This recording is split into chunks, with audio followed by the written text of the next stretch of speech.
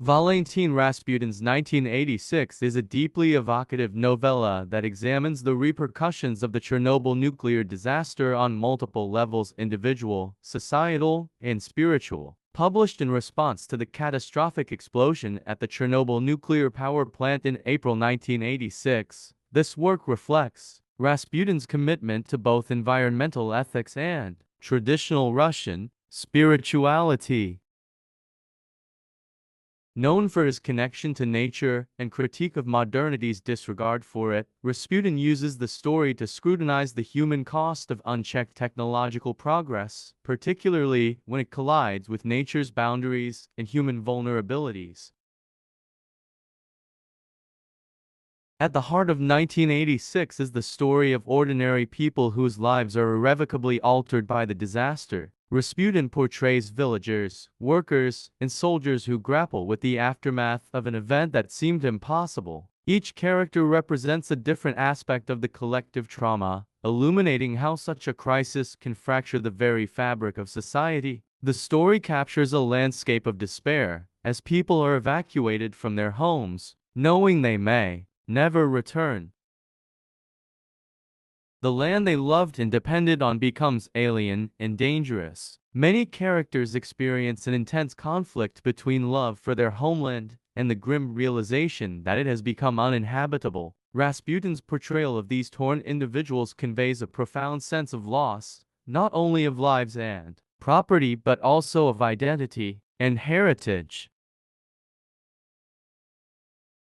Throughout 1986, Rasputin uses the setting of the irradiated exclusion zone to emphasize the unnatural silence and stillness left in the wake of the disaster. The once thriving fields, forests, and rivers are now tainted, filled with an invisible poison. Rasputin's descriptions of these landscapes are haunting, almost surreal, evoking both sadness and unease.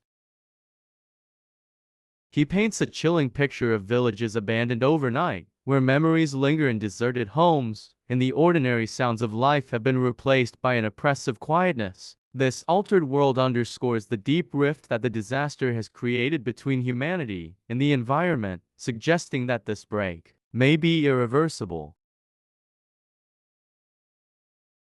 Rasputin also delves into the moral and ethical questions raised by such a catastrophe. He is critical of the authorities and scientists who pursued nuclear energy without fully understanding the risks or caring for the possible consequences. The book questions the ethics of placing ambition and progress above human welfare, depicting this drive as a modern form of hubris that disregards nature's laws. Through the experiences of his characters, Rasputin underscores the devastation that can follow when technology is allowed to run unchecked, guided more by profit or prestige than by a sense of responsibility. He invites readers to consider who should be held accountable in these situations and how a society can recover trust in the institutions that failed to protect it. Rasputin's exploration of the Chernobyl disaster also reflects his belief in the importance of traditional values and a harmonious relationship with nature. The story often refers to the Russian concept of Rodina, or homeland, as a sacred entity intertwined with personal and cultural identity. For Rasputin, this disaster represents more than just a physical calamity. It symbolizes the desecration of a heritage that was supposed to be cherished and preserved. He contrasts the cold rationality of scientific advancement with the warmth and wisdom of traditional ways of living, suggesting that a lack of reverence for nature leads to dangerous imbalances. By examining the ways in which Chernobyl has scarred the land and the people tied to it, Rasputin implicitly argues for a return to values that respect and nurture the natural world. Through the novella's dialogue and introspective passages, Rasputin gives voice to the characters' sense of betrayal, confusion, and disillusionment. Many of them feel let down not only by the government, but by society's relentless push for progress at any cost. The characters face an existential crisis, asking questions that go beyond their immediate suffering.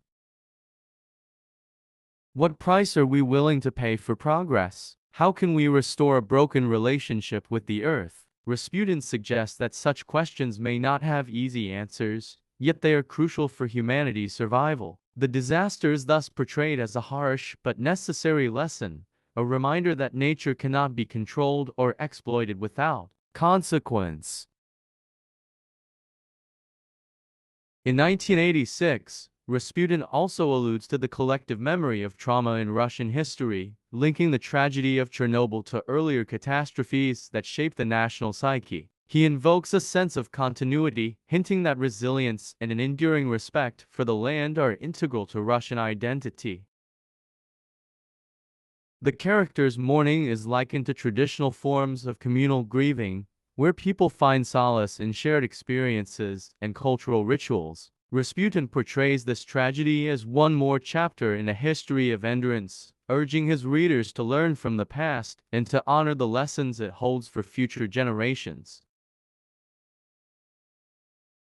Ultimately, 1986 is more than a story about Chernobyl. It is a meditation on humanity's relationship with nature and the costs of ignoring its warnings. Rasputin's narrative underscores the urgent need for a shift in values, a move from exploitation to stewardship, from ambition to humility.